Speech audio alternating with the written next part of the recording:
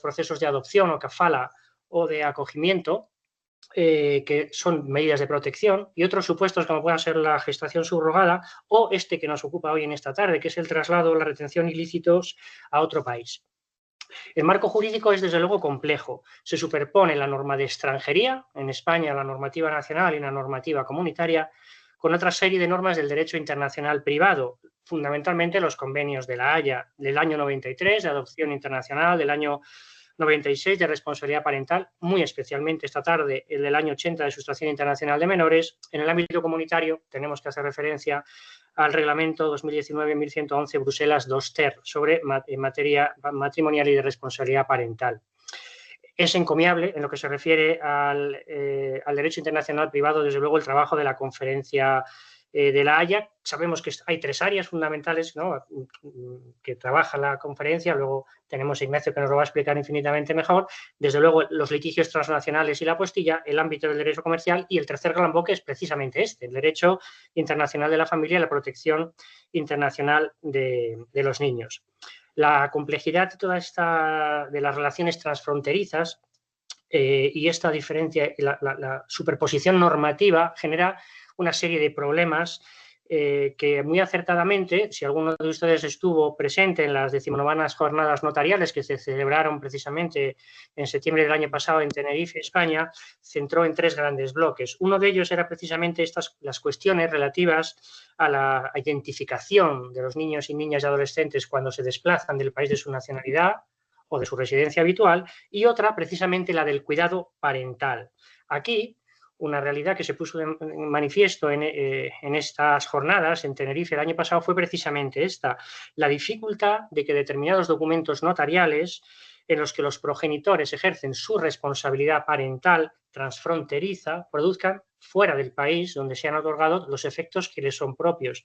Y esto es una cuestión nuclear. El notariado se mueve en la esfera, como decía la presidenta, de la seguridad jurídica preventiva. Aquí hay muchos jueces, muchos fiscales que tienen que actuar en el ámbito de la protección. El notario, estamos en esa fase anterior donde los progenitores solicitan el ministerio notarial porque han de otorgar una autorización para que su hijo o hija menor de edad se desplace, a veces con una vocación verdadera de cambio de residencia, fuera de su país. Quisiera hacer 3 reflexiones y una propuesta final en esta intervención mía. Las 3 primeras premisas o reflexiones derivan de la propia Convención sobre los Derechos del Niño. Y esto es muy importante resaltarlo porque este es el instrumento jurídico internacional de derechos humanos más ampliamente ratificado a nivel mundial. Con lo cual tenemos una plataforma, un sustrato jurídico compartido, desde luego, por todos los países de Iberoamérica, que nos puede permitir avanzar en esta materia, creo que con mucha más agilidad que en otras materias más complejas, donde los derechos sustantivos son distintos. La primera premisa o consideración es que el interés superior del niño, evidentemente, es la piedra angular del sistema, pero yo me atrevería a aportar aquí que es muy difícil para el juez, para el fiscal, para el notario, dar respuesta a cuál es el interés superior del niño, cada uno en nuestro ámbito de actuación, si no es en la consideración de un concepto previo, que es el de la familia. Luego trato de explicar esto. La segunda premisa es que la responsabilidad parental, que ya todos los países que estamos aquí presentes la entendemos no como un poder o potestad que se ejerce sobre los hijos, sino como una función o responsabilidad, incluye desde luego la facultad de decidir conjuntamente los 2 progenitores el lugar de residencia habitual de los hijos.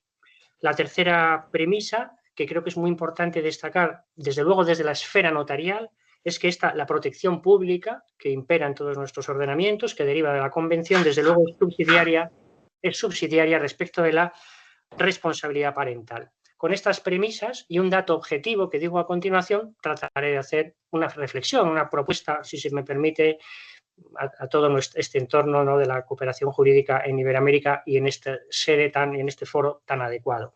El tercer dato objetivo es que es una práctica común en todos nuestros países, también en otros muchos fuera de este ámbito, que se establecen controles fronterizos mediante la necesaria formalización de autorizaciones de viaje.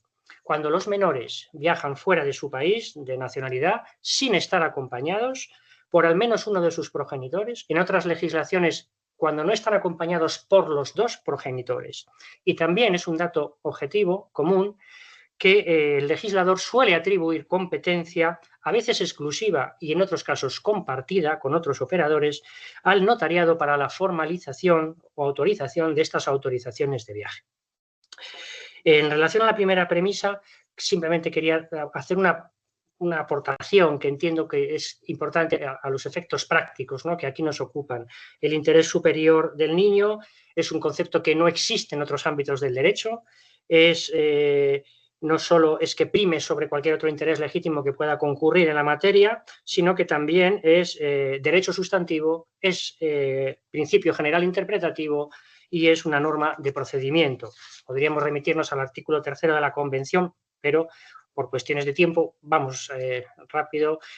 Sí me gustaría destacar el párrafo 2º del artículo 3º, que cuando desarrolla el interés superior del menor nos dice una cuestión, un dato, nos aporta un dato que es extremadamente importante desde el ámbito notarial y creo que desde el resto de los operadores, y es que tanto los estados, en esta preocupación por el interés superior del niño, dice literalmente la Convención, deben tener en cuenta los derechos y deberes de sus padres, tutores u otras personas responsables del menor ante la ley. Y otro artículo que a veces pasa desapercibido, pero que también me parece de especial trascendencia para entender bien las autorizaciones de viaje y la importancia que esto debe tener para evitar el secuestro parental, que dice y presupone la Convención en su artículo 18 que su preocupación fundamental se refiere a los progenitores, es el interés superior del niño. Es decir, la Convención establece una presunción cualificada, iuris tantum al menos, de que los progenitores actúan en interés de sus hijos. Esto es muy importante porque el notario actúa en el ámbito que podemos llamar de la justicia de la normalidad, en la que el ejercicio de la responsabilidad parental transfronteriza, por supuesto, en cualquier ámbito, debe presumirse adecuado. Debemos partir de la presunción de que los progenitores actúan en interés de sus hijos. En un ámbito distinto, están actuando los jueces o los fiscales, que aquí, pues lógicamente contamos con muchos de ellos, y esa ya no es la esfera de la responsabilidad parental, esa es la esfera del ámbito de protección de la infancia que cada país desarrolla de una manera. En todo caso, cual sea la perspectiva, es fundamental tratar de dar respuesta, en el caso concreto, que es lo complejo, a esta cuestión de cuál es ese interés superior del niño en cada cuestión. Creo que no es posible abordar esta cuestión sin una posición a lo mejor un poco más filosófica, si se me permite, del concepto de la familia. De hecho, debemos respetar esa responsabilidad parental porque la familia debe primar, porque el vínculo de apego está reconocido en el preámbulo de la Convención. No podemos abordar esta materia sin recordar que la propia Convención nos dice que el niño, para el pleno y armonioso desarrollo de su personalidad, debe crecer en el seno de una familia, añade, en un entorno de felicidad, amor o comprensión. Esto me encanta como jurista, que haya una ley en un espacio que nos diga que debe haber un espacio de amor y felicidad en el que los niños deban crecer, ¿no? Esto no existe en otro espacio del derecho, ¿no? Y por tanto, es en este espacio de la normalidad en la que se desenvuelve el notario, pero es difícil, y creo que esto es aplicable a todas las demás profesiones que estamos aquí presentes, que se pueda entender o aprehender bien el concepto del interés superior del niño si no se hace desde el concepto de la familia, de lo que verdaderamente constituye al niño. De hecho, cuando hay una medida de protección y se separa a un niño de su familia, la propia Convención nos dice que debe seguir creciendo en el ámbito de una familia, si no es la suya propia, la extensa, y si no, una familia ajena. En relación a la segunda premisa, simplemente quería reiterar la importancia de que la responsabilidad parental, que ya no es ese poder que ejercen los progenitores sobre los hijos, sino una función, y dentro de esa responsabilidad parental debe entenderse comprendido, desde luego, la facultad de modificar el lugar de residencia. Y creo que es una pauta común. Que era de las clases de la vez anterior. A ver, y creo que es un criterio comúnmente compartido en los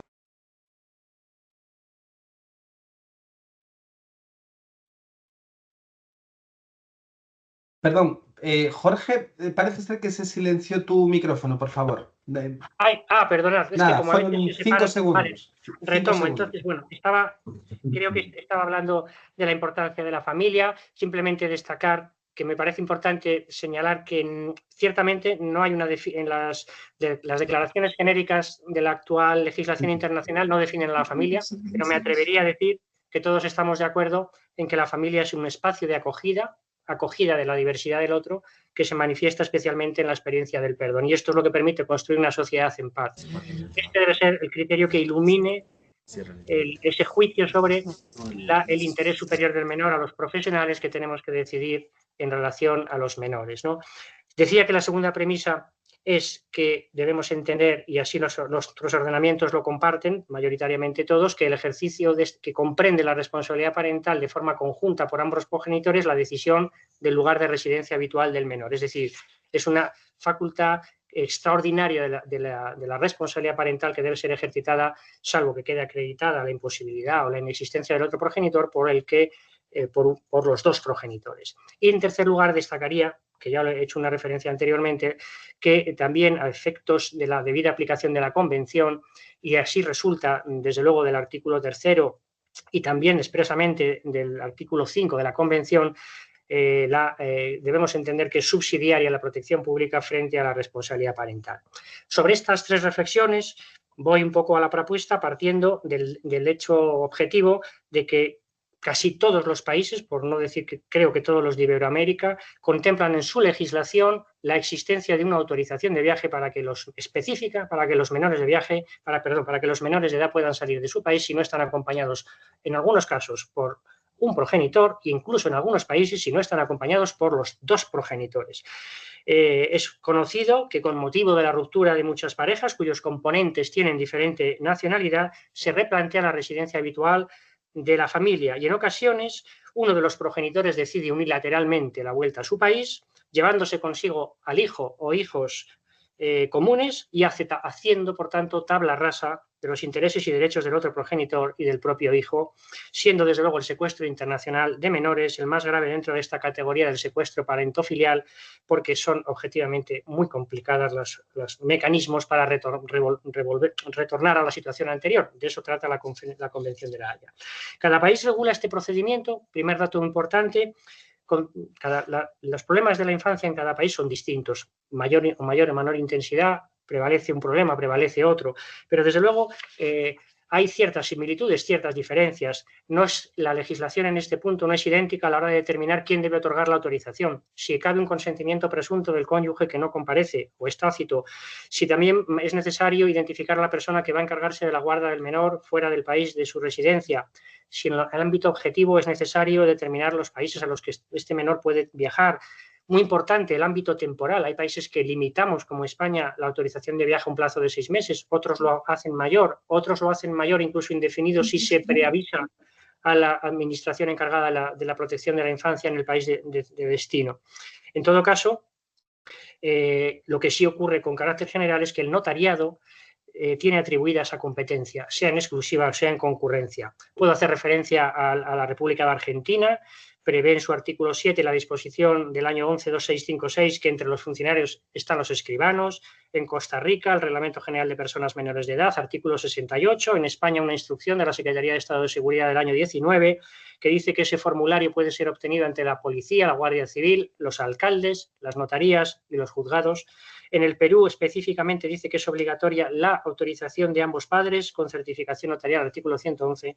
En la República Dominicana, el artículo 204, que dice que ningún niño o niña o adolescente podrá viajar fuera del país si no es en compañía de su padre, madre o responsable. Todo esto, salvo error de legislación que yo me haya perdido. El notariado latino, desde luego, esto es lógico que no se delegue en el notariado esta facultad. El notariado es instrumento en el ámbito iberoamericano, desde luego, de seguridad jurídica preventiva y permite a todo ciudadano, cualquiera que sea su procedencia y condición, ejercitar su capacidad jurídica, su capacidad de autorregulación y el ejercicio de su autonomía, en este caso, en el marco común de la Convención de los Derechos del Niño. Como propuesta notarial, y ya con esto iría terminando la presentación, teniendo en cuenta que el derecho aplicable a la responsabilidad parental en el derecho internacional privado convencional y en el derecho comparado es generalmente el de la residencia habitual del niño, y que, como decía hace un momento, el notario es el que habitualmente es competente para formalizar estas autorizaciones de viaje en los países de nuestro entorno, es necesario o es posible hacer una propuesta, una reflexión que nos diga en torno a dos ejes. Uno, la conveniencia de que esta actuación notarial pudiera ser más uniforme, de manera que los operadores jurídicos que deben manejar estos documentos, no solo en frontera, sino en el país de destino del menor, puedan hacer un juicio más adecuado sobre los efectos que les son propios.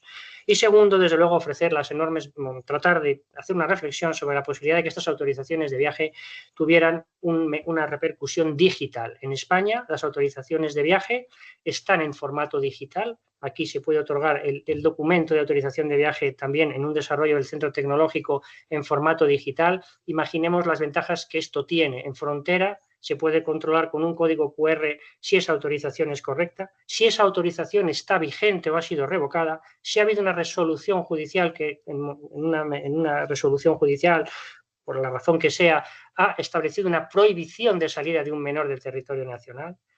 Esto, lógicamente, la tecnología tenemos que aprovecharla y en el ámbito jurídico y en la cooperación jurídica internacional en Iberoamérica es un campo estupendo porque, insisto, la Convención nos hace compartir principios comunes y el notariado en esta esfera del ejercicio de la responsabilidad parental comparte funciones.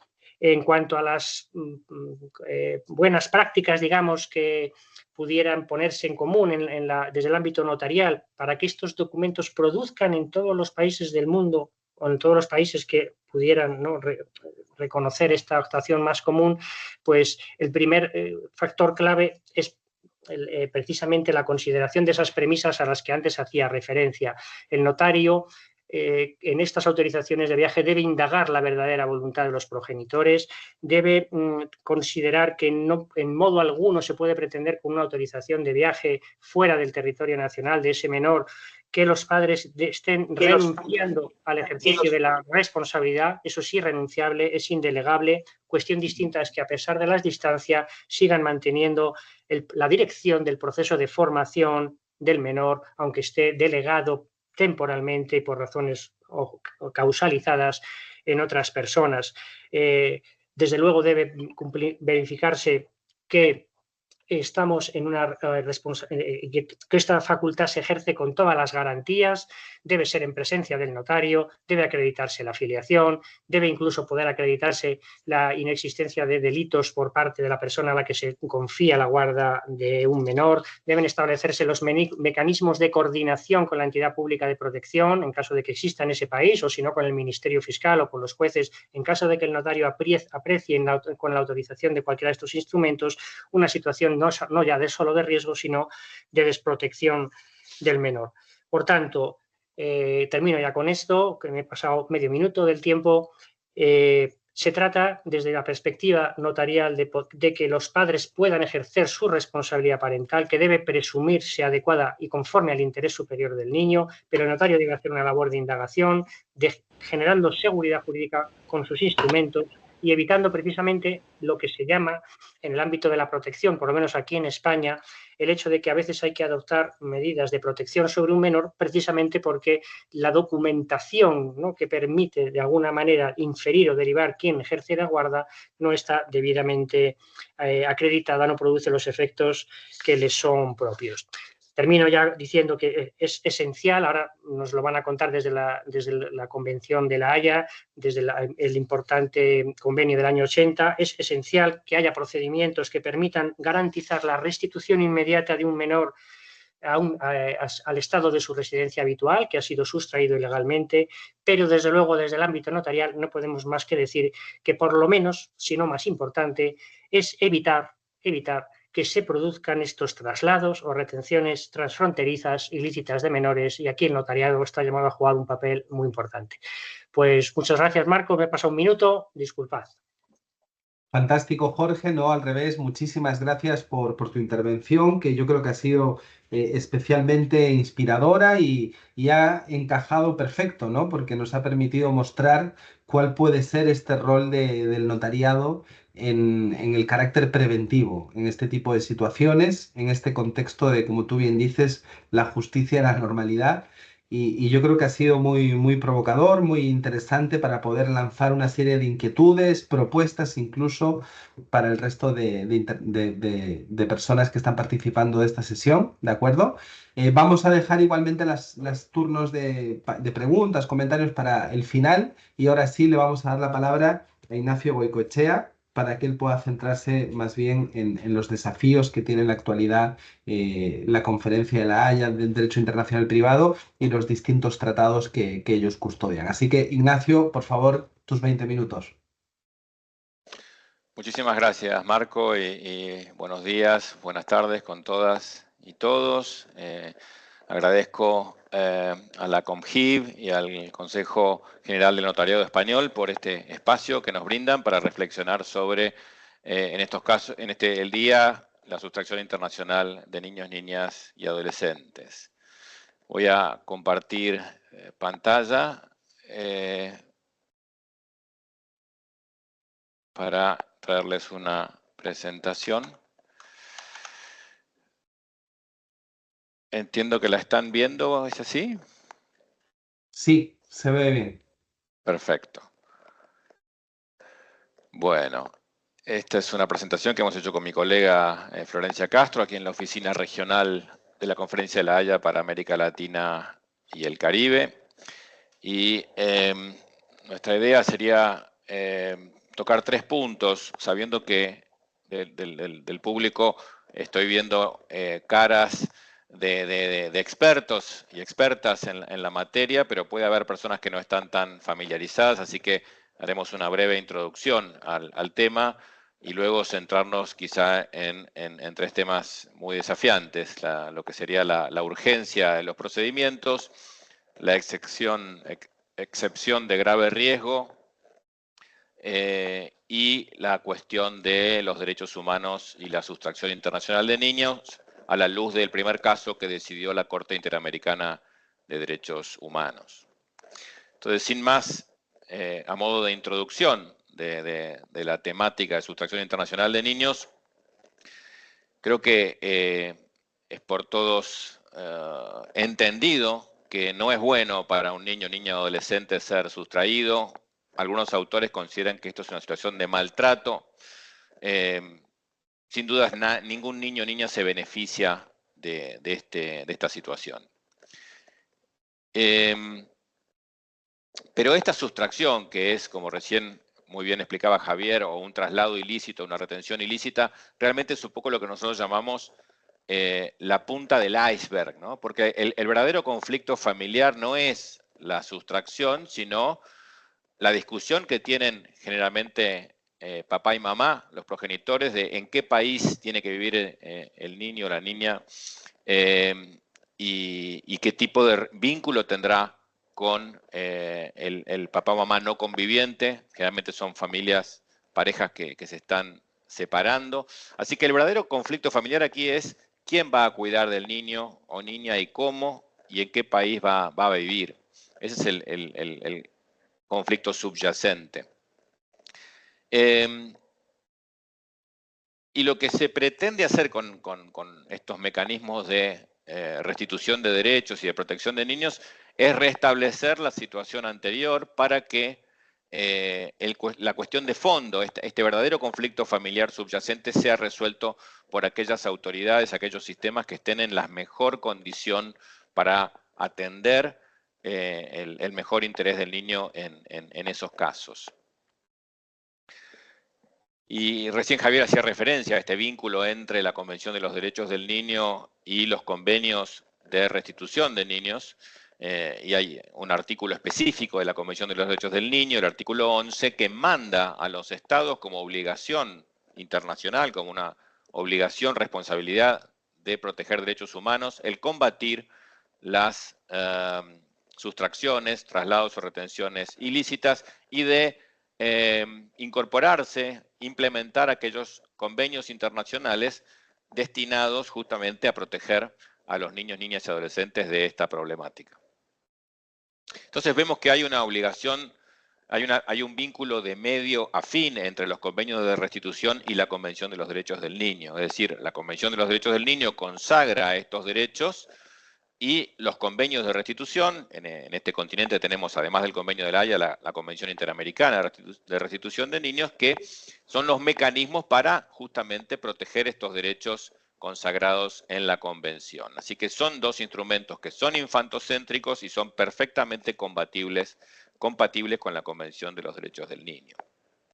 El Convenio de la Haya de 1980 tiene 103 estados parte en este momento, y eso, por supuesto, genera un gran desafío para que estas 103 jurisdicciones apliquen de una forma uniforme y con una concepción internacional del instrumento este mecanismo.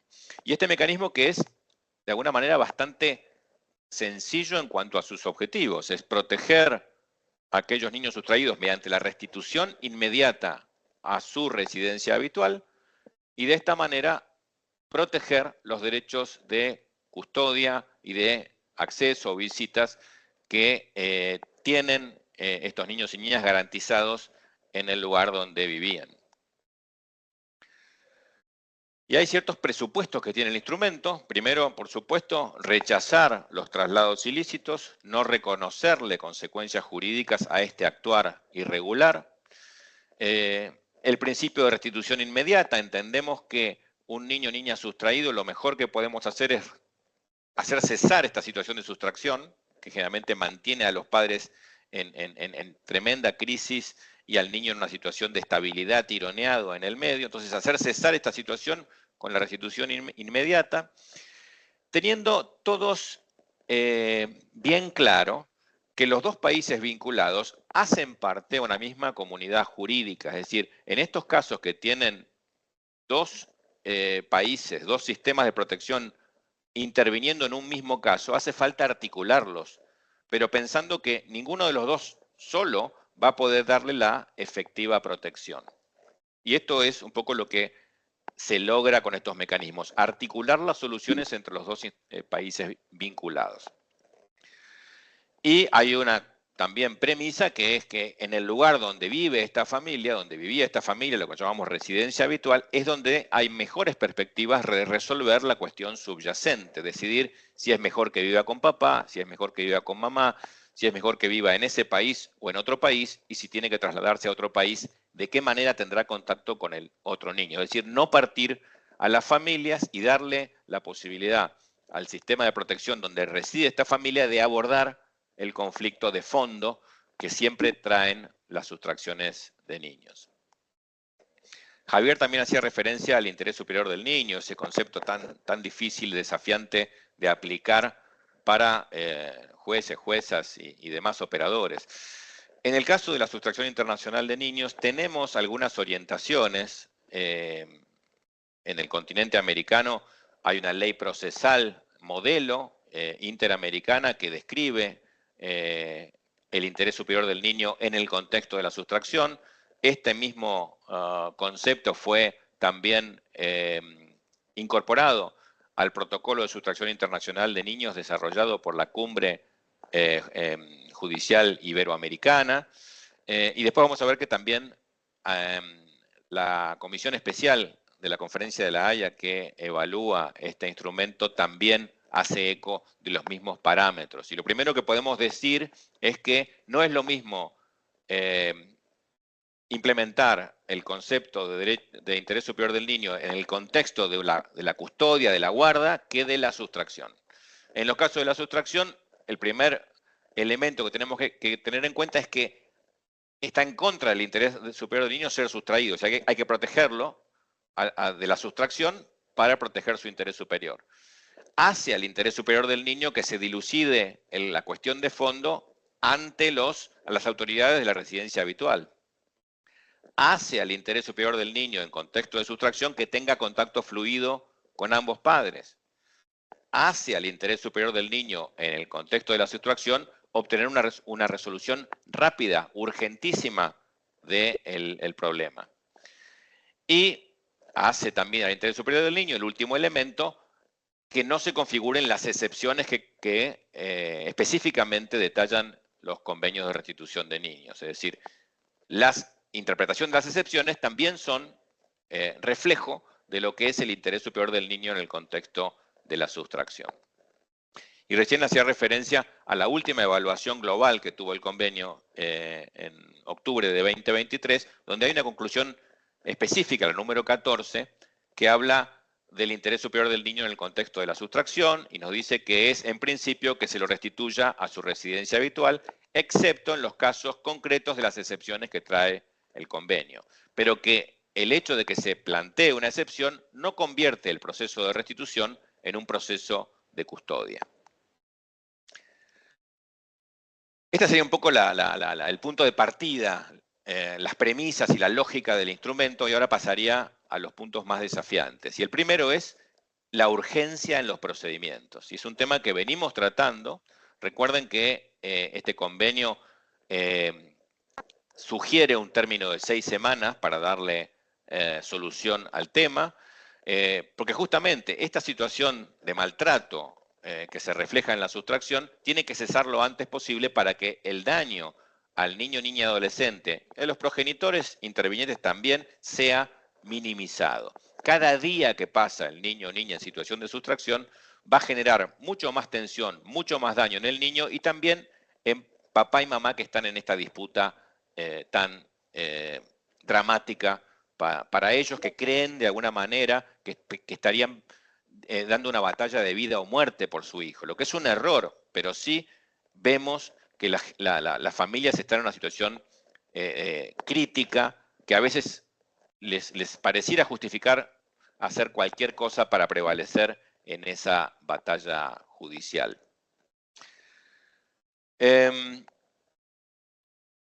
la evaluación que hicimos, la última evaluación global en 2023, hicimos estadísticas y vimos que en los casos del 2021 el promedio entre los 103 países o los países que informaron de sus tiempos, se estaba demorando unos 8 meses para resolver el caso, lo que era realmente inconveniente y no deseable de acuerdo a la lógica del instrumento. Vimos también que algunos países, 11 países, habían resuelto los casos de promedio en unas 16 semanas.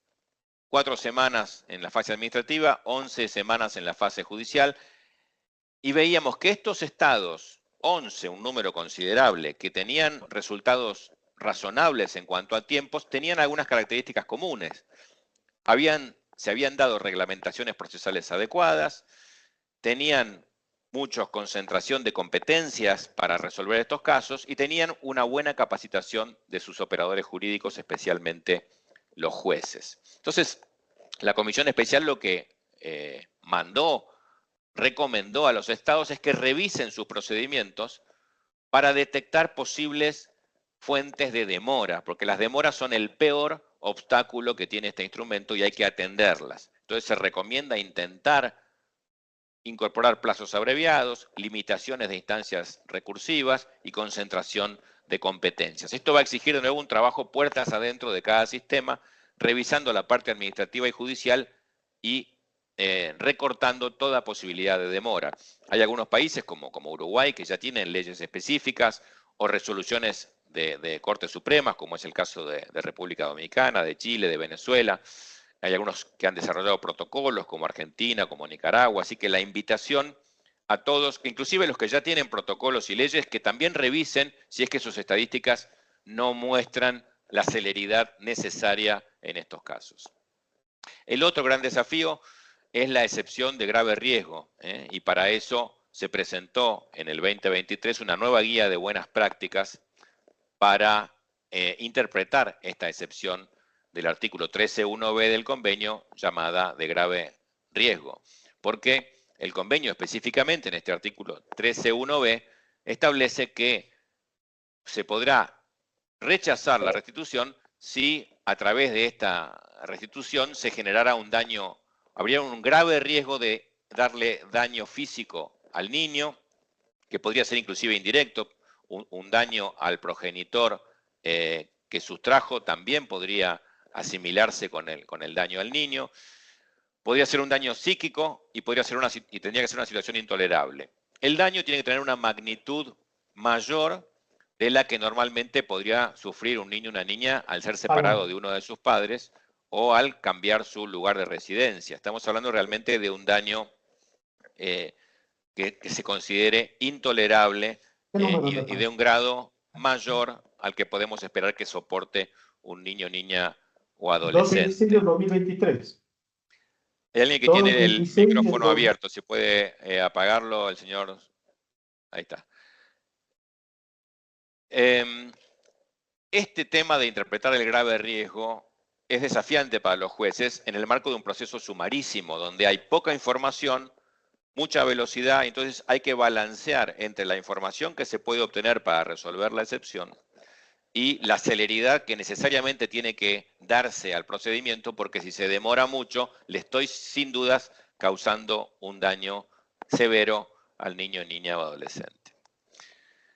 Esta guía de buenas prácticas, que es un instrumento, lo llamamos de soft law, no vinculante, pero sí cuenta con la legitimidad de la recomendación de la Comisión Especial y que fue desarrollada durante más de 4 años por expertos de distintos países que hacen parte del instrumento, tiene una novedad, que es invitar a los jueces y juezas no solo a revisar si hay un grave riesgo en la situación alegada, sino también si hay alguna medida de protección disponible en el país de residencia habitual.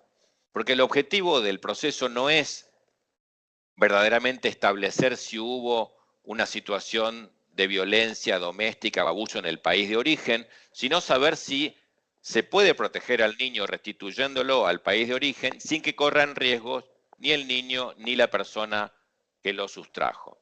En muchos casos, para evitar posibles riesgos, es necesario tomar medidas de protección en este país de residencia habitual. Y para eso va a ser necesario contar con la información sobre las medidas de protección disponibles y la forma en que se podrían hacer efectivas en el país de residencia habitual. Las conclusiones y recomendaciones del 2023 reflejaron el tema de la excepción de grave riesgo y las medidas de protección, y recomiendan que aquellos jueces que valoren medidas de protección recaben información sobre su disponibilidad y efectividad en el otro país antes de ser dictadas. Es decir, esto va a exigir una cooperación efectiva entre el país de residencia habitual y el país requerido para decidir. Esa información sobre la efectividad de las medidas tiene que llegar rápidamente al expediente de la restitución. Ustedes saben que hay 2 grandes canales para la cooperación jurídica, la autoridad central y los jueces de la red, que la jueza Grullón va a hablar en minutos más, y la importancia de contar con el convenio de 1996 de la Haya sobre protección de niños, porque de esa manera, si se dictan medidas de protección en el país requerido, en el país que tiene que resolver la restitución, van a tener efecto inmediato en el país de residencia habitual, si ambos países son parte. Rápidamente, porque se me vuela el tiempo, quiero hacer una referencia al vínculo entre derechos humanos y sustracción de niños y a este primer caso que resolvió la Corte Interamericana de Derechos Humanos en el 2023, que es el caso Córdoba contra Paraguay. En este caso, se trataba de un pedido de restitución de un papá argentino a Paraguay, donde había sido el niño sustraído por su madre.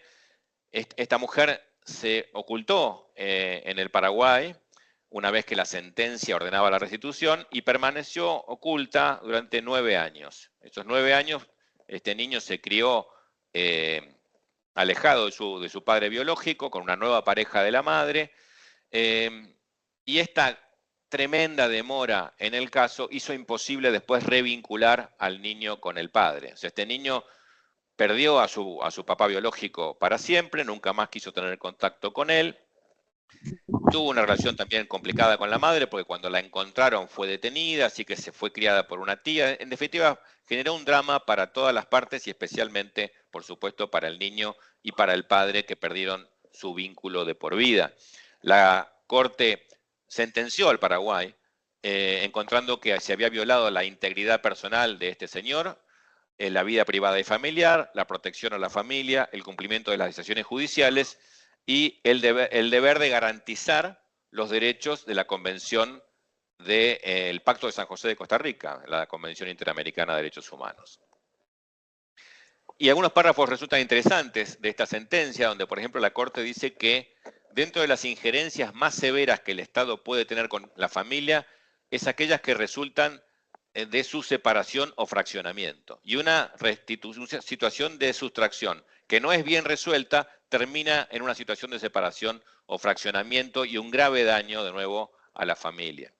Por eso el Estado tiene que tomar todas las medidas en pro de la reunificación familiar, incluyendo el brindar a los niños que eviten la separación y perpetuación de esta situación. Y se requiere una debida diligencia y celeridad excepcional, pues, de nuevo, cada día que pasa se demora, se genera más daño en el niño y los progenitores.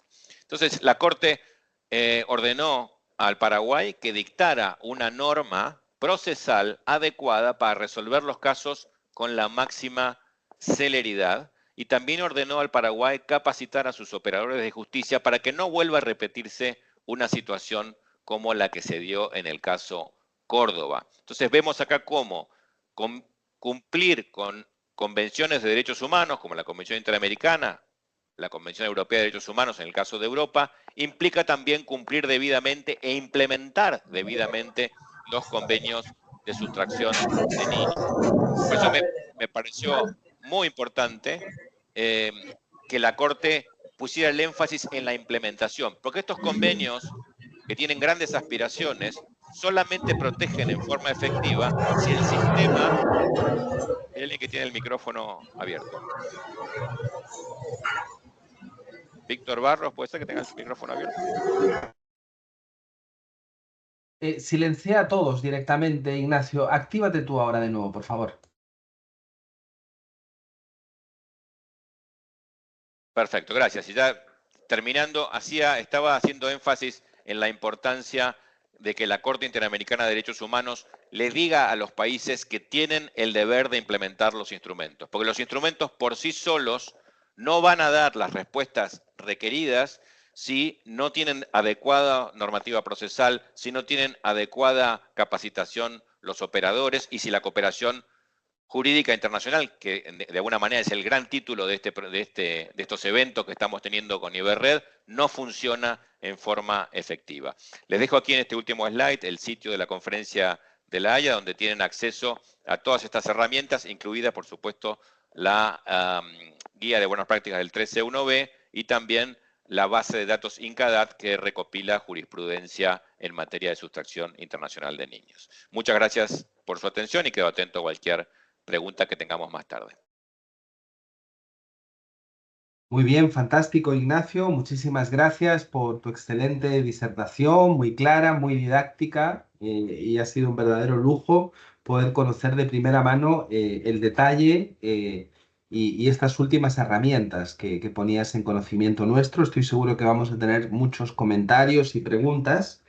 Pero antes de esos comentarios y preguntas, vamos a darle la palabra a la tercera panelista, Antonia Josefina Grullón, desde República Dominicana. Por favor, tu turno. Estos son tus 20 minutos para conocer la perspectiva desde los jueces y juezas. Sí, buenas. Con un poquito de dificultad en un principio con el sonido, pero ya todo se resolvió gracias a la ayuda que obtuve de ustedes. Agradezco mucho a la CONJIP y a Iberred por estos encuentros virtuales y por haberme tenido en cuenta para formar parte de esto. Los temas que voy a tratar en este momento son sobre la red de jueces de la Conferencia de La Haya de Derecho Internacional Privado. Después voy a abordar lo que son las comunicaciones judiciales directas y luego el reconocimiento y ejecución de las medidas provisionales según el convenio de 1996. Comenzamos explicando lo que es la red de jueces de la Conferencia de La Haya de Derecho Internacional Privado. se gesta la red en 1998 durante un seminario en Rubensburg. Se discutió lo oportuno que sería tener la representación de 1 o 2 jueces que sirvieran como canales de comunicación entre sus compañeros nacionales, extranjeros y las autoridades centrales, que es la parte operativa, una de las partes operativas de los convenios de La Haya. Hace más de 26 años, entonces, que existe esta red y es indudable el rol valioso que ha tenido, tanto con las comunicaciones judiciales directas, que es lo que voy a hablar más adelante, trabajando no solo con el convenio de 1980, como surgió, sino en muchísimos otros convenios de la propia Conferencia de La Haya, así como otros convenios e instrumentos multilaterales. Actualmente hay más de 80 jueces que representan más de 55 estados. Es una gran organización. Yo formo parte de ella desde el 2008 y tengo un poquito de experiencia manejándome dentro de la red y por qué somos útiles y ayudamos en la parte operativa de un convenio. Normalmente se trata de jueces en ejercicio que trabajen la materia. Se comenzó trabajando del convenio de 1980, por eso se trató de que fuesen jueces que tuvieran experiencia en protección de niños. Se recomendó que fuera por largos periodos por periodos largos, que fuesen nombrados. Algunos estamos desde 2008 y algunos antes del 2008. Para que haya estabilidad y continuidad en los trabajos. Es muy importante lo que queda en una reunión, que se le dé continuidad y que esa misma persona trate de llevar a cabo los puntos que se pusieron como metas en las reuniones. La información sobre los jueces está a nivel general en la página de la conferencia, pero la información, sus datos de teléfono, su dirección, todas esas informaciones las tenemos solamente nosotros, los jueces, los que pertenecemos a la red, para poder así entablar comunicación segura. Está en un sitio seguro, entramos por medio de una clave y un usuario, o sea que no todo el mundo tiene acceso a nuestra información directa. El listado está en la página de la conferencia y ahí se puede ver el nombre de cada quien. Se recomienda, cuando se llena una solicitud de restitución en las autoridades centrales, que coloquen siempre el nombre del juez enlace, para que cualquier persona que desee comunicarse o el juez que esté apoderado en el otro sitio pueda llamar o pueda comunicarse directamente. El principio general de esto radica en tener excelentes relaciones con las autoridades centrales. La autoridad central es por donde comienza una solicitud normalmente en los casos de restitución, y esa autoridad central la trabaja de manera administrativa. Luego se pasa al tribunal. Cuando llega al tribunal, esa comunicación entre autoridad central y juez debe ser fluida. Cualquier información que se necesite, cualquier detalle que se necesite de un caso, el juez puede llamar directamente o la autoridad central puede llamar al juez. Debe haber ese tipo de comunicación.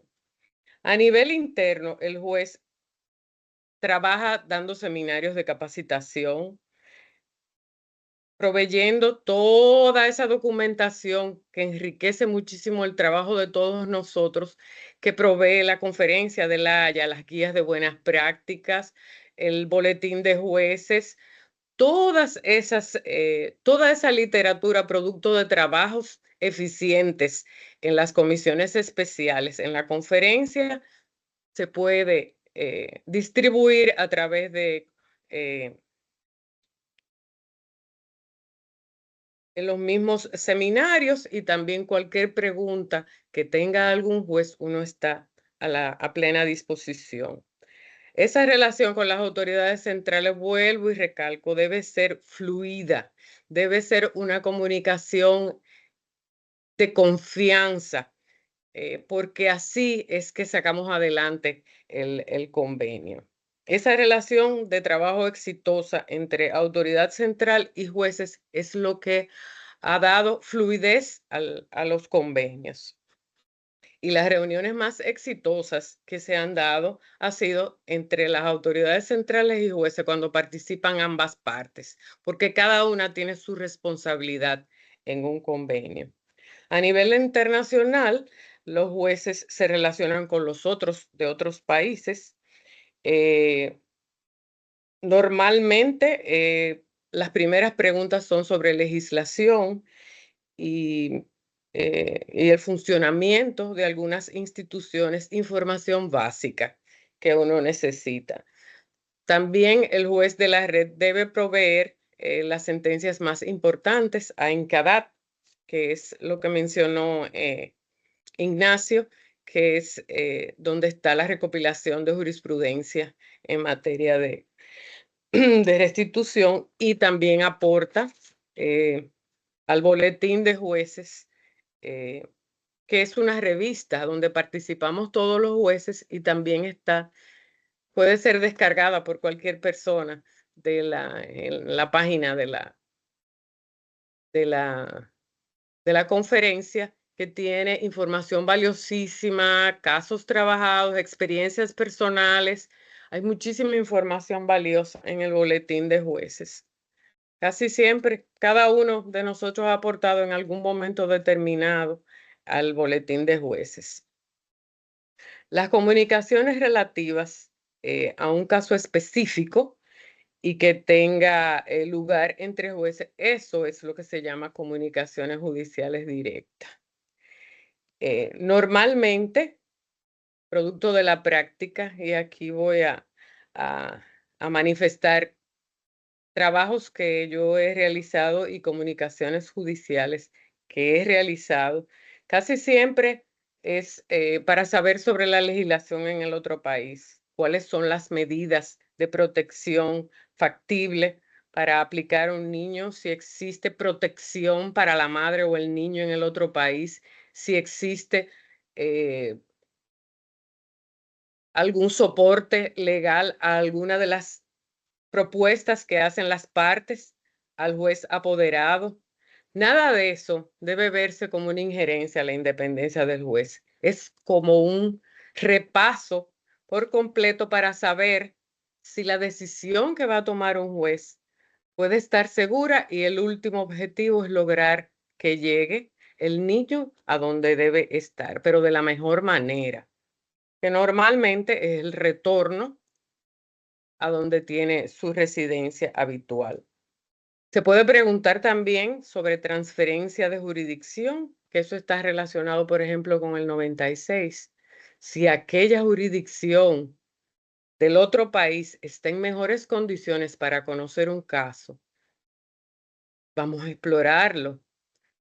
La clave de la cooperación jurídica internacional es en esas conversaciones previas que tienen los jueces, que es lo que nosotros llamamos comunicaciones judiciales directas. No hay una forma perfecta para hacerla. Las comunicaciones puede ser de la manera más efectiva y simple que tenga el juez. Normalmente, por ejemplo, en mi caso y la mayoría de los jueces, si no me dejan mentir, utilizamos la vía escrita, porque así se puede guardar una copia, un ejemplar dentro del expediente, se puede comunicar a la autoridad central esa comunicación, y las partes tienen conocimiento de qué fue lo que se trató. Normalmente se produce antes de tomar una decisión, porque es la exploración previa que se hace a ver si la decisión que vamos a tomar en un caso de restitución va a ser lo mejor para ese niño y va a permitir el retorno seguro, o si no debe retornar porque no hay ninguna medida posible en el país que supuestamente él tiene residencia habitual. Esa exploración, esa investigación previa, ese monitoreo de qué podemos hacer, eso es en lo que radica las comunicaciones judiciales directas. Tenemos una guía de lineamientos emergentes y principios generales sobre las comunicaciones judiciales directas que ha dado la conferencia de La Haya. Tiene varios años, desde el 2013 está circulando entre nosotros los jueces y ahí están plasmados los parámetros de más o menos cómo debemos nosotros comunicarnos o el producto de la experiencia de los jueces que hemos practicado comunicaciones judiciales. Ahí está plasmado más o menos lo que podemos hacer. Son unos lineamientos generales, como el título lo dice. No es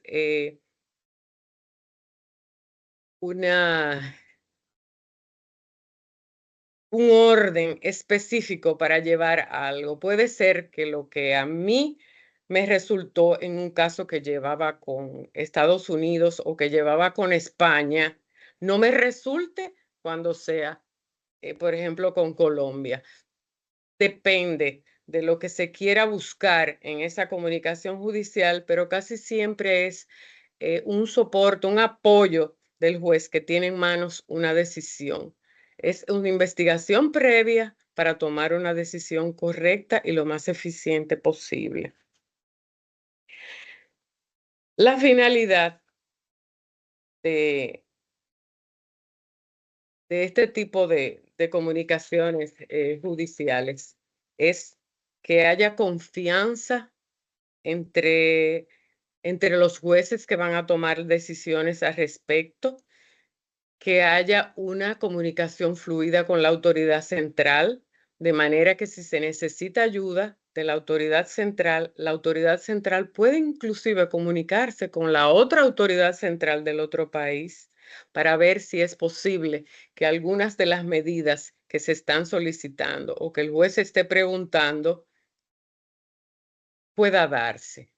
Es una comunicación inclusive entre 4 personas, puede darse. El juez apoderado, el otro juez del otro país, la autoridad central del juez que está apoderado de una demanda de restitución y esa autoridad también comunicarse con la autoridad del otro país. Hay muchas cosas que nosotros no sabemos, que puede saber la autoridad central o que la puede trabajar a nivel de autoridad central y no nosotros los jueces, y así podemos plasmarlo en una decisión y quien ejecuta eso al fin y al cabo, más adelante, sería la autoridad central. Si es devolver al niño a su país de residencia habitual, es a través de la autoridad central que se hace. Entonces, por eso es bueno esa exploración previa, esa investigación previa que puede hacer el juez a través de las comunicaciones judiciales directas. Ahora mismo se está planteando que esa red de jueces ha sido tan eficaz y ha tenido un trabajo tan importante para la parte operativa de los convenios, no solamente limitarlo al trabajo de protección de niños, sino también ampliar eso hacia el trabajo con otros convenios, ya sea de adultos. También tenemos en los últimos trabajos la guía que mencionó Ignacio sobre la excepción del 13.1b sobre violencia doméstica es algo para tener en cuenta y que debe circular entre nosotros los jueces porque las alegaciones de violencia doméstica están presentes en un 50% de los casos que vienen a los tribunales y eso hay que investigarlo bien. ¿Quién puede darnos esa información sobre los alegatos de violencia doméstica? El otro país de donde viene la otra persona. Si uno no tiene cómo comprobar si no hubo nada, me refiero documental, que aportar a la parte y solo son puras alegaciones, es difícil tomar una decisión relativa a eso y no dejarnos llevar. Las alegaciones solamente sabemos todos como jueces que no sirven para construir un caso y para darle certeza a esa violencia doméstica. Inclusive podemos preguntar si en el otro país hubo alguna decisión relativa a violencia doméstica o la autoridad central del otro país, preguntar si hubo alguna pesquisa a nivel policial. Eso, basándonos solamente en un expediente, sin ninguna investigación, sin ninguna comunicación, nosotros como jueces apoderados de un caso de restitución no podemos dar una decisión justa. Entonces, por eso es crucial que la comunicación se dé entre jueces, se dé entre jueces y autoridades centrales y entre autoridades centrales. Es la base de la cooperación jurídica internacional. Por último, desearon que me explicaron que trabajara el reconocimiento y la ejecutoriedad de las decisiones bajo el convenio de 1996. El convenio de 1996 es uno de los convenios más amplios de la conferencia, pues trata sobre competencia, ley aplicable, reconocimiento, ejecución y cooperación en materia de responsabilidad parental y de medidas de protección. Es uno de los convenios que la mayoría de las personas no conoce y nosotros como jueces lo consideramos como un complemento importantísimo al convenio de 1980. Nos permite esa comunicación judicial, esa investigación que debe de hacer el juez, de llevarla un poco más allá. Por ejemplo, los artículos 8 y 9 de ese convenio de 1996 habla de transferencia de jurisdicción. Eso significa que nosotros como jueces apoderados podemos investigar si la otra jurisdicción del otro país está en mejores condiciones para conocer un caso. Si está en mejores condiciones, usted como juez puede suspender el caso y las partes, explicarle a las partes que aquella jurisdicción está en mejores condiciones y ellos mismos acceden a que se suspenda eso y que el otro país sea que conozca. Por ejemplo, tal vez donde se está conociendo el divorcio está en mejores condiciones para decidir la guarda de un niño o donde están los bienes, quizás. Por eso esa exploración previa, confirmándolo con el 96, podemos transferir la competencia. Por supuesto, con la anuencia de las partes. Es algo que se le presenta a las partes, que explora el juez, que exploran conjuntamente con autoridad central y ve esa posibilidad. Es tratar de que sea eficaz la decisión. La finalidad del convenio del 96, ¿cuál es? Básicamente, el prevenir decisiones incompatibles. Es decir, que lo que se decida en un país y se decida en otro no sean completamente diferentes, que las personas no queden en el limbo, que se decida una cosa en un sitio y se decida otra cuando hay un conflicto transfronterizo, puedan fluir las decisiones.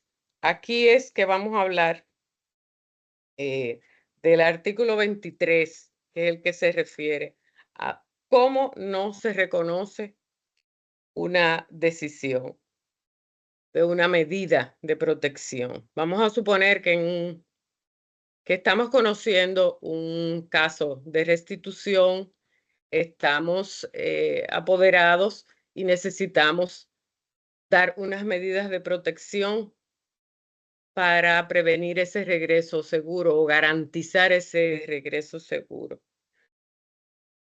Debemos explorar en primer lugar si esas medidas van a poder ser respetadas en el otro país, o si existen esas mismas medidas, o si esas medidas están también vigentes en el otro lugar, antes de darlas como jueces. Esas medidas,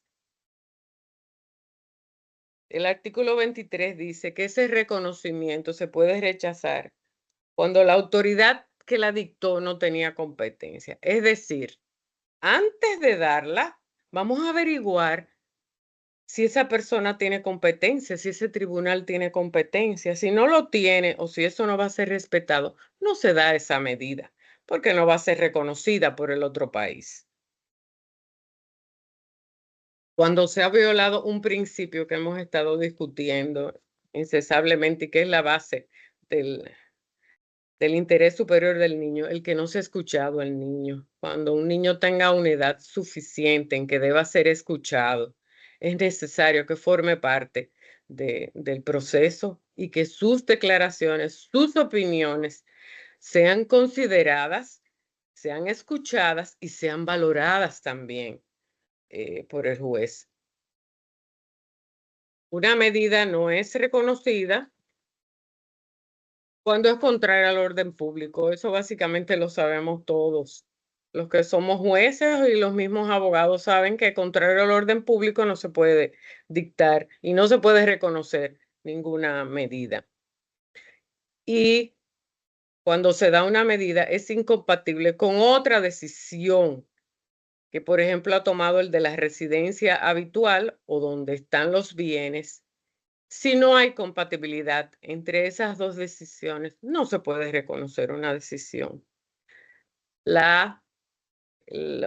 Lo principal aquí es que haya una libre circulación de las decisiones jurisdiccionales, que no haya ninguna traba en nada de lo que se decida sobre, básicamente, un caso de restitución para el retorno seguro.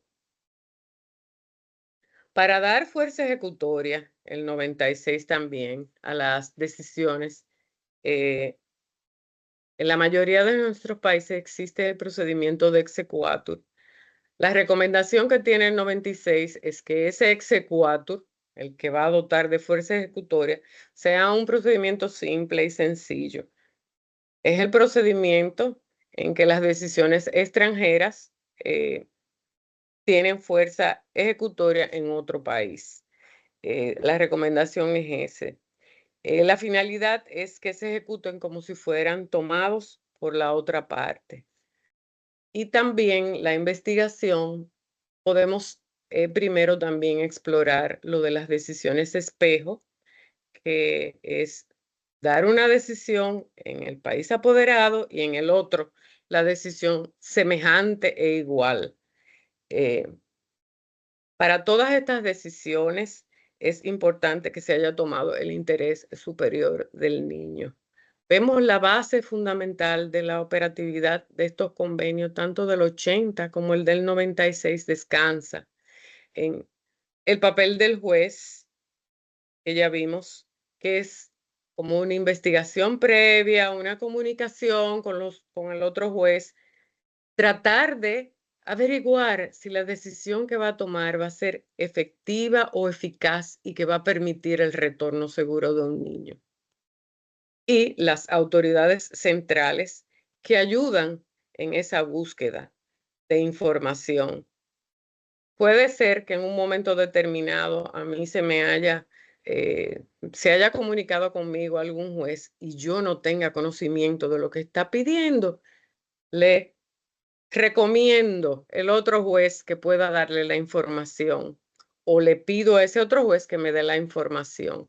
Estamos los jueces, al ser miembros de la red, obligados a ser responsables con las comunicaciones entrantes y salientes. Siempre debemos de llevar un registro para que esas comunicaciones sean efectivas y a través de las mismas comunicaciones vemos que se pueden trabajar los casos de una manera más fluida y más eficaz. No sé si ya terminó mi tiempo o me tomé un poquito más de tiempo. Muchísimas gracias, Antonia. La verdad que A la orden. ha sido muy ilustrativo. Nos ha permitido conocer el importante rol que desempeñan, por un lado, la red de jueces de La Haya y, por otro lado, el rol de las autoridades judiciales en la tramitación de este tipo de casos, especialmente en las medidas de protección. Ha sido muy interesante y ahora tenemos espacio para que ustedes puedan hacer preguntas, comentarios. Este es el turno de los demás, así que pueden ir pidiendo la palabra si quieren a través de la misma aplicación y yo se la voy concediendo. Así que adelante, por favor. Esperamos sus intervenciones.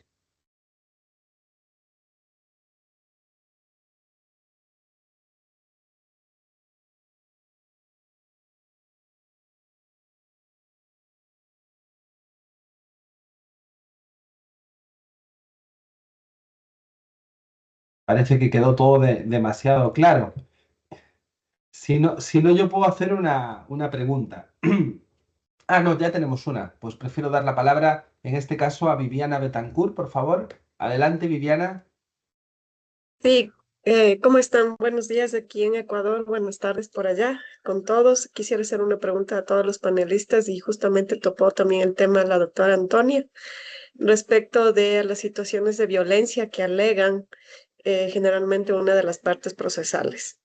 Para nosotros es bien difícil conocer, no sé qué mecanismos más cómo podemos investigar, porque generalmente el país que es demandado no creo que va a darnos la facilidad de decirnos si existió violencia o hay un proceso de violencia o algún asunto, ¿no?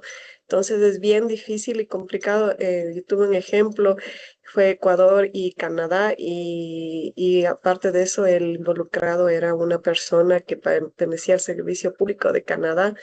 Entonces la madre alegaba bastante violencia, pero realmente no se podía saber si la violencia era contra ella, solo contra ella, con el niño o con todo el núcleo.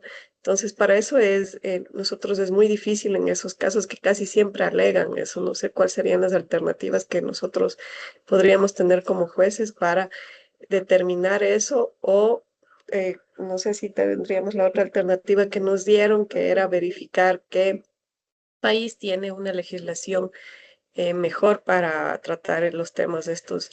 Y claro, en ese caso tendríamos que entre Ecuador y Canadá sería Canadá siempre el que tendría mejores condiciones para este tipo de temas.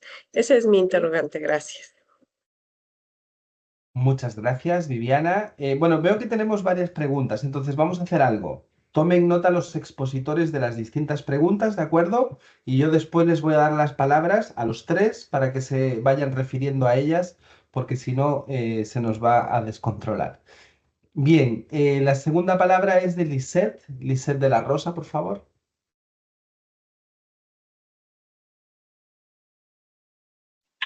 ¿Cómo está? Buenos días. De Ecuador también, de la ciudad de Guayaquil, pertenezco como colaboradora de la Notaría 16.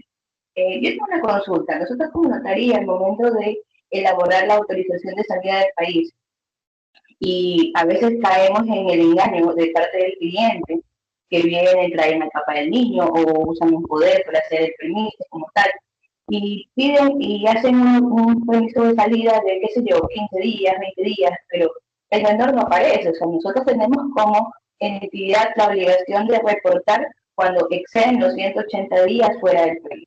Pero ya en este caso, porque se lo consideraría como un secuestro, ¿qué podríamos hacer nosotros como para identificar eso?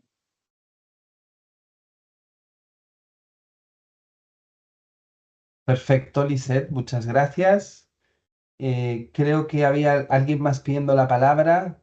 Me pareció ver.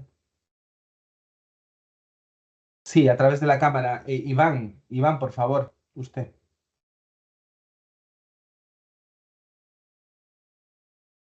Pero no le escuchamos. Tiene que activar su micrófono, por favor.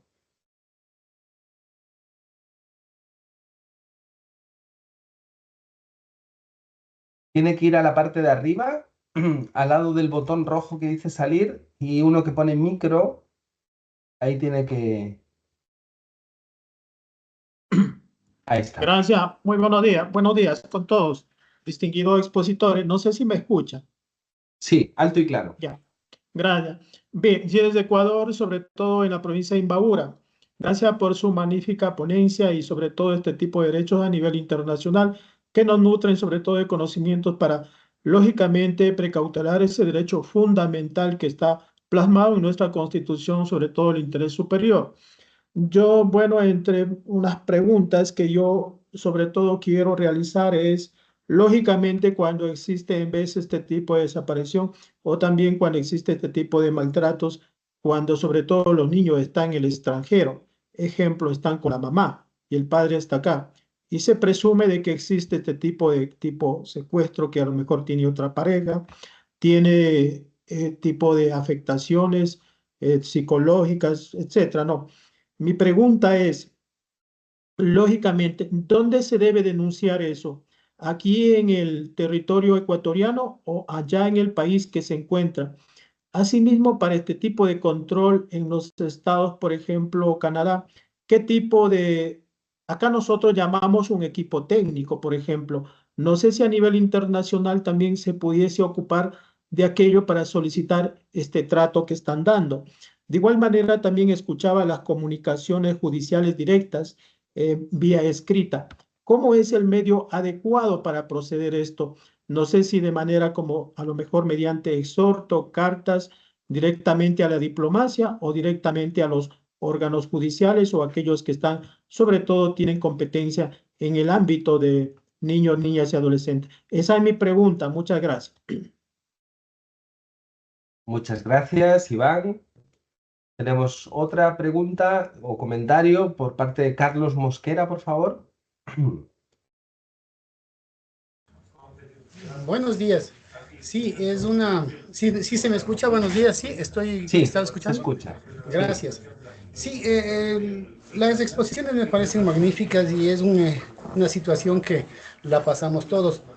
Pero no debemos tampoco perder de vista que muchas veces los menores de edad son utilizados para chantaje, tanto del padre como la madre.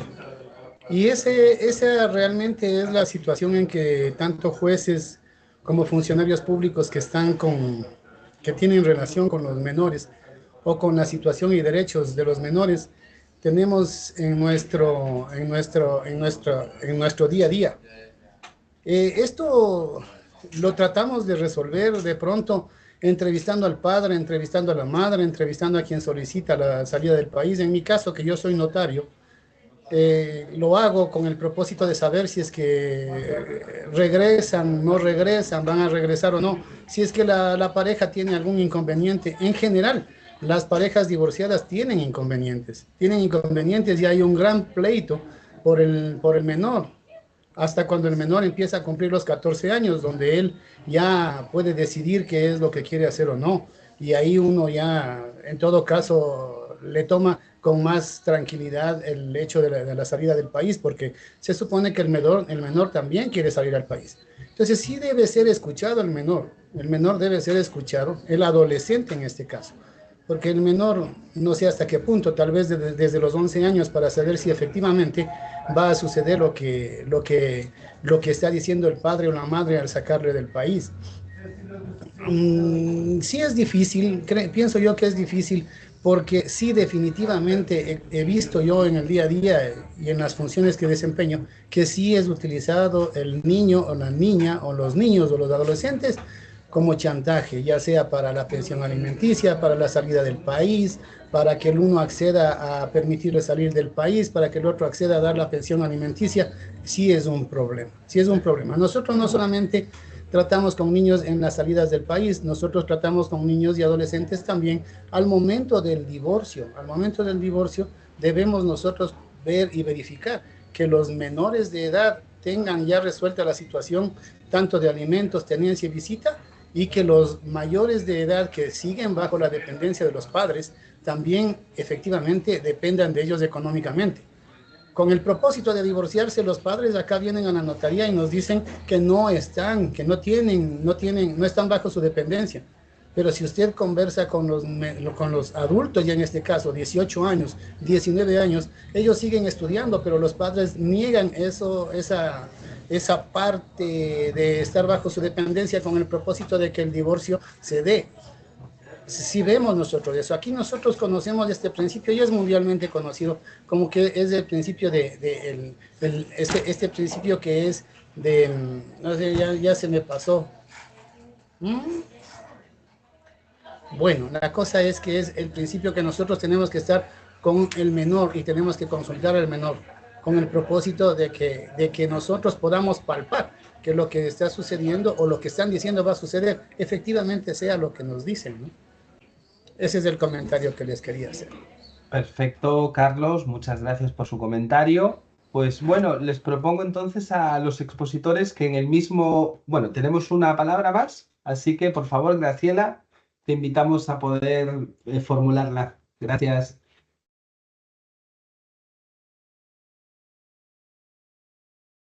Y activa, por favor. Buenas Ahí. tardes. Listo. Muchas gracias por concederme la palabra. Esta pregunta sería para Ignacio. La sentencia del caso Córdoba contra Paraguay es res judicata para los estados, tanto Argentina como Paraguay. ¿Y consideras que es res interpretata para los estados ratificantes del convenio?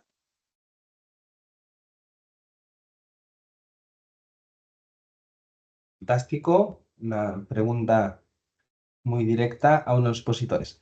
Bien, pues en ese caso les propongo que en el mismo orden en el cual ellos realizaron sus intervenciones puedan ir despachando algunas de estas preguntas o comentarios o algunas consideraciones finales que quieran formular. Así que vamos a dar en primer lugar la palabra a Jorge Prades, por favor. Pues muchas gracias, Marco. Yo, en relación a las intervenciones más enfocadas a lo notarial, que ha habido alguna, en concreto la de doña Lisette, pero no he escuchado muy bien la pregunta, pero al menos por la intuición, vamos, de lo que creo que se está hablando, yo creo que lo que sí se ha puesto manifiesto en las intervenciones, ¿no?, desde la perspectiva notarial, ¿no?, porque esto es una circunstancia común del notariado en Iberoamérica, en todos los países de Iberoamérica, ¿no? Es el lugar donde los progenitores acuden en primera instancia, no acuden a otra sede cuando tienen que otorgar algún tipo de autorización que tiene que ver con los menores. Cuestión diferente ya es la cuestión de competencia normativa. Algunos notariados intervienen en el ámbito del divorcio. Aquí en España también tenemos esa competencia, pero, por ejemplo, no cuando concurren menores de edad. En ese supuesto, el notario no tiene competencia en el divorcio.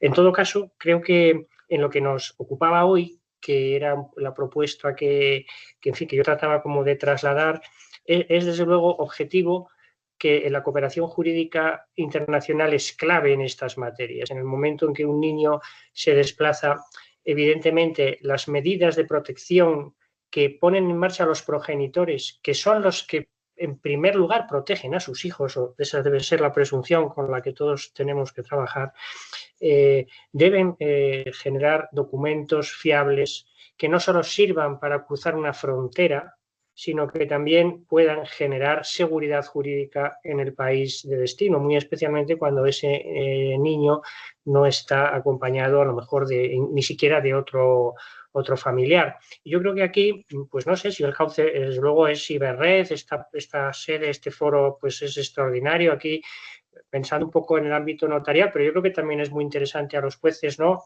que tenéis que decidir luego sobre cuestiones.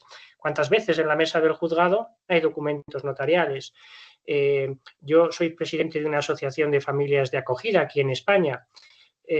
A mí esta preocupación me surgió un día que en una entidad de protección, aquí las competencias de protección son autonómicas. En España las cifras de menores tutelados son 50.000 niños o niñas, y resulta que hay infinidad de situaciones de desprotección que derivan de la falta de fehaciencia, de solvencia de la documentación en muchos casos notarial, porque estabais planteando, ¿no?, pues dudas que surgen, ¿no?, en la práctica notarial, pero claro, todo eso acaba en un niño que está desplazado de su entorno habitual, más o menos acompañado de un familiar, y con una situación de riesgo o incluso desprotección. Entonces, la posibilidad de establecer algunas pautas comunes, ¿no?, a las que yo antes me he hecho referencia, que ahora no reitero, serían de la mayor utilidad para Y nosotros, el notariado, nos movemos en este espacio del asesoramiento imparcial, ¿no? De la gente que se acerca para consultar cómo formalizar cómo vehicular, cómo concretar el ejercicio de un derecho y una responsabilidad sobre sus hijos, ¿no? Y con diferentes legislaciones, pero un marco común muy grande, que es la Convención y, desde luego, los convenios de la Haya, que son 103 países, nada más y nada menos, desde luego todos los que estamos aquí prácticamente. Entonces, siento no haber entendido bien la pregunta concreta, pero al menos la he respondido en ese sentido general de propuesta de generar unas buenas prácticas. Iberred es una plataforma excepcional de cooperación jurídica en Iberoamérica. Esto no es complejo y además, siendo buenas prácticas, pues como hacía antes referencia a Ignacio, a ese documento de recomendación, no es un convenio, pero aclara las situaciones, porque al final se trata de que los operadores jurídicos podamos actuar con mayor solvencia, con mayor seguridad en los pasos que damos y en las consecuencias del documento, ¿no? Perfecto, muchas gracias, Jorge. Ignacio, por favor, tu turno. Gracias, Marcos, y gracias a todas las preguntas y comentarios. Quizá me parece importante que volvamos a la lógica de la cooperación jurídica internacional, ¿no? Pues por ahí hablaba alguna jueza y hacía referencia a un caso en Canadá, decía, bueno, ¿qué pasará en Canadá con el tema de la violencia? Creo que era el notario Mosquera que hablaba, bueno, ¿dónde se hace la denuncia? ¿Si aquí o allá?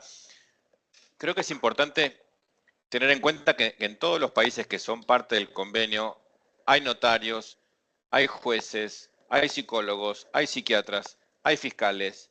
Y el conflicto familiar, que de nuevo es subyacente, es con quién va a vivir el niño o niña y en qué país va a vivir, requiere un proceso de conocimiento ordinario, con todas las pruebas, con toda la intervención especializada. La sustracción corta con este derecho que tienen las partes a tener una decisión con el juez competente y la ley aplicable al caso. Entonces, lo importante es permitir que estos conflictos se resuelvan de la manera más efectiva.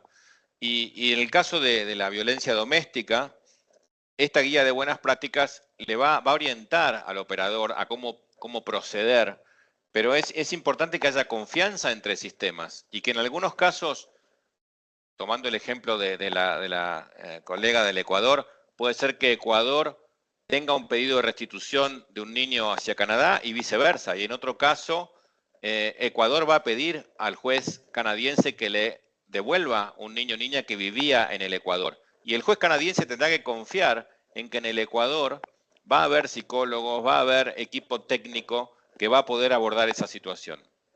Si tienen dudas de que exista este equipo técnico en el Ecuador por parte del juez canadiense o en Canadá por parte de la jueza ecuatoriana, tiene los canales que recién hablábamos, las autoridades centrales o los jueces de la red, para saber precisamente en ese caso quién se ocuparía de darle seguimiento al tema. Porque recuerden que en una sentencia de restitución no resolvemos el conflicto familiar. Ya sea restituyendo o rechazando la restitución, al otro día papá sigue siendo papá, mamá sigue siendo mamá y el niño está en el medio. Y no lo resolvimos con la sentencia de restitución. Lo que queremos es no partir a esta familia, más allá de que pueda haber indicios y que pueda haber situaciones de violencia, habrá que tratarlas sin que nadie corra peligro. Yo recuerdo un caso de Uruguay que está en Incadat, donde había una denuncia, una alegación de abuso sexual del padre hacia la niña. Y era un caso entre España y Uruguay. Y la jueza uruguaya, yo creo que con mucha sabiduría, dijo, yo no puedo investigar en Montevideo si hubo abuso sexual en un pueblito de España donde vivía esta familia. Lo que sí puedo hacer es tomar medidas de protección para asegurarme que este niño vuelva a España, en ese caso con la mamá, y que las autoridades españolas investiguen sin poner en riesgo ni a la mamá ni a la niña si hubo abuso, no hubo abuso y de qué manera tiene que seguir interactuando papá y mamá con esta niña. Y así fue en ese caso. Es un caso que recomiendo de Incadat. Pero confiemos entre jurisdicciones. Si no tenemos confianza entre jurisdicciones, la cooperación jurídica no existe, no funciona. Así que me parece eso importante. Y el último comentario en respuesta a la pregunta de mi amiga Graciela Tagle, jueza de la Red de la Haya de Argentina, yo me declaro incompetente para decir, para el término si es res interpretata o no es res interpretata. Sinceramente siento que me excede ese debate. Lo que sí puedo compartir es que yo creo que este caso que se planteó entre Paraguay y Argentina, mañana se puede plantear entre cualquier otro país de Argentina. De hecho, la Comisión Interamericana de Derechos Humanos en este momento tiene muchos casos, varios, entre países de la región originados en el convenio de sustracción. Creo que este antecedente del caso Córdoba con Paraguay nos adelanta cuál es el criterio de esta Corte y que esta obligación de implementar los convenios internacionales como obligación de cumplir con la Convención de Derechos Humanos Interamericana probablemente vuelva a sostenerse y repetirse. Así que creo que es un llamado de atención y cuando hablamos de prevención, creo que una forma de prevención es que los estados implementen los mecanismos correspondientes para evitar las restituciones, como las sustracciones, como recién nos invitaba Jorge, y también para que estén los mecanismos adecuados para que cuando sucedan las sustracciones se resuelvan en ese tiempo urgente que aspiran los instrumentos de restitución, ¿no? Excelente, Ignacio. Muchas gracias. Muchas gracias, Ignacio, por tus respuestas. Y ahora le vamos a dar la palabra a Antonia también. Sí, para completar un poquito lo que habló Ignacio, por ejemplo, en la primera pregunta sobre lo de violencia doméstica, hablé ahorita en lo que se refiere a comunicaciones judiciales y de dónde descansa la cooperación jurídica. Hablé de la autoridad central. Por eso nosotros en los tribunales no trabajamos solos. Siempre debemos tener comunicación con la autoridad central, que es donde se origina un caso de restitución. Ahí es donde llenan el formulario, pero puede ser que venga directamente al tribunal. La solicitud de restitución, si hay alegaciones de violencia doméstica, se puede ayudar el juez hablando con la autoridad central para que se comunique con la autoridad central del otro país, como mencionó Ignacio, de ver si en ese otro país, a donde se supone que vamos a devolver el niño, si no hay nada que compruebe que hay violencia doméstica, asegurarnos de que se proteja ese niño a donde lo vamos a devolver y se tomen las medidas pertinentes en ese país para que no ocurra ninguna situación de violencia doméstica. Eso lo puede ir averiguando la autoridad central junto con el juez. La guía del 131B nos da ciertos parámetros para trabajar eso como jueces y en cada país hay un juez enlace, uno o más de uno. En Ecuador creo que hay un juez enlace de la conferencia. Si no me equivoco, a ese juez enlace se acuden los jueces y le pueden preguntar cuando estén apoderados de esos casos, porque a mí, en mi país, lo hacen todos los que tengan. Si tienen alguna duda, no saben qué paso seguir, cómo, de qué manera abordar la autoridad central, cómo pedirle ayuda o qué información yo necesito, se acercan al juez enlace, que él les va a dar la guía correspondiente para que con tranquilidad puedan conocer un caso de violencia doméstica en que no hay absolutamente nada. O posteriori, como mencionó Ignacio, en el caso de asegurarnos de que en el otro país, muchas veces nosotros en Latinoamérica tenemos los servicios sociales de manera más precaria que Canadá. Evidentemente, los servicios sociales canadienses están mucho mejor posicionados y están mejor distribuidos, asegurándonos de que allá ese niño o la señora tienen la atención debida. Podemos estar tranquilos de que no lo dejamos aquí porque dijo que había violencia doméstica, sin nada de que nosotros valernos para decidir el dejarlo. Porque dijeron que había violencia doméstica, no se puede dejar a un niño en un país. Tiene que haber sustancia, eso debe de tener unas motivaciones, las decisiones de los jueces, por más rápido que se quiera trabajar, en los casos de restitución se debe tener una sentencia motivada. No podemos dejar de lado lo que debe ser una sentencia con apego a la ley. En caso del otro señor que preguntó que a dónde se denuncia, un caso de retención ilícita es ante la autoridad central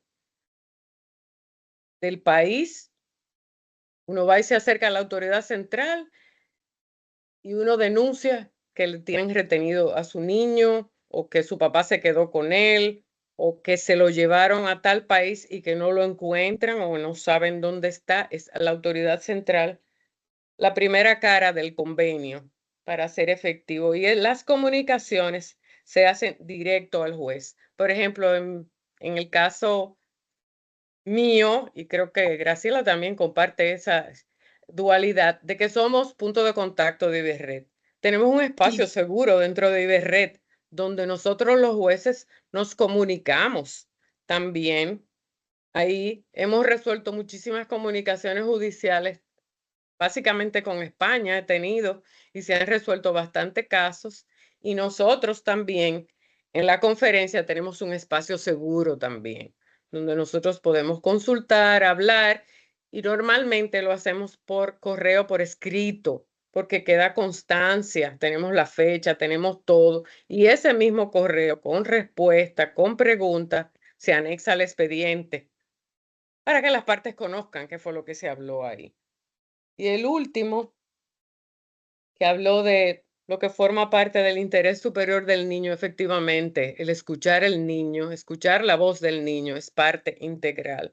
En eso tenemos nosotros que escucharlos, no solamente de 12 años, como en muchos sitios, inclusive hay niños de 8 años que son muy expresivos y le pueden a uno comentar si de verdad quieren irse, quieren trasladarse a vivir a otro sitio, quieren... Esa exploración con el niño no debe nunca de faltar, en ningún caso, en ninguno, no solamente en esto, en este caso. No debe faltar en ningún caso. Es básico, la opinión de niño no es que nos va a atar completamente. También hay que tomar y dejar, porque puede venir un niño que uno lo vea condicionado, que te repite una y otra vez, no, yo me quiero quedar, no, yo me quiero quedar. Ya los jueces, en específico los jueces que trabajamos con niños, tenemos cierto expertise y hemos desarrollado algunas herramientas a través de los años para poder darle validez o que nos ayude realmente esa escucha del niño. No sé si me faltó algo más. Fantástico. Antonia, te agradezco también tu intervención. Me voy a quedar con tus palabras y tu referencia a Iberred para dar un par de avisos. El primer aviso es que este ciclo de encuentros continúa. La siguiente fecha será el 24 de junio, donde se abordará la temática de asistencia legal mutua en materia penal, y el 14 de julio, donde abordaremos la asistencia legal mutua en materia civil. Por otro lado, decirles que en este momento les estoy compartiendo a través del chat la dirección de correo electrónico de Iberred. ¿Por qué motivo? Todas aquellas personas que pertenezcan a instituciones judiciales o instituciones con competencias en materia de cooperación jurídica internacional en alguno de los 22 países de Iberoamérica, automáticamente pueden beneficiarse de designar de manera completamente gratuita a usuarios en Iberred que puedan entrar a la plataforma Ibera.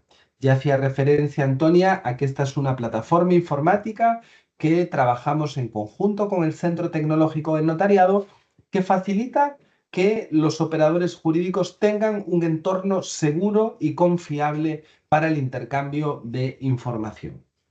Pero no solamente eso, sino que existe en el último tiempo una iniciativa que es la más ambiciosa que venimos impulsando, que es el Tratado de Medellín o el Tratado para la Transmisión Electrónica de Solicitudes entre Autoridades Centrales. ¿Qué ventaja tiene el Tratado de Medellín? Que es que aquellos usuarios que pertenezcan alguno de los 8 países que han ratificado el tratado. Por el momento, los países son Andorra, Cuba, España, Uruguay, Paraguay, Colombia, Portugal y Chile. Por lo tanto, las autoridades centrales de estos 8 países pueden también utilizar la plataforma Ibera para enviar solicitudes formales, solicitudes que van acompañadas de firma digital y a las cuales el Tratado de Medellín les establece una plena validez jurídica. El Tratado de Medellín ya está empezando a ser utilizado por las autoridades centrales.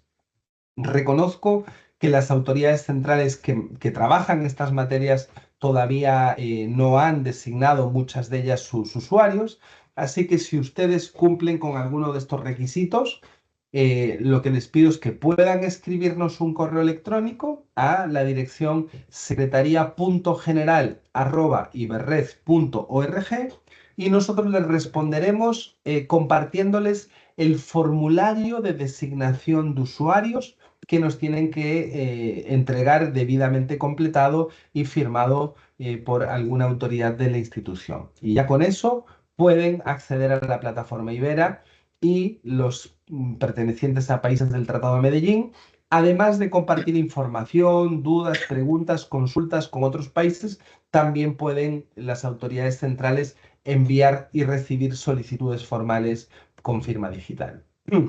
Esos serían los avisos por nuestro lado. Les agradezco mucho su participación, su asistencia, el debate. A los expositores, muchas gracias. Han sido realmente enriquecedoras sus intervenciones y al resto, pues los seguimos viendo en las próximas sesiones.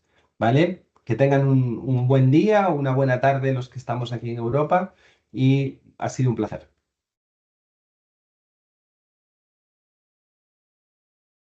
Chao. Chao, gracias por todo.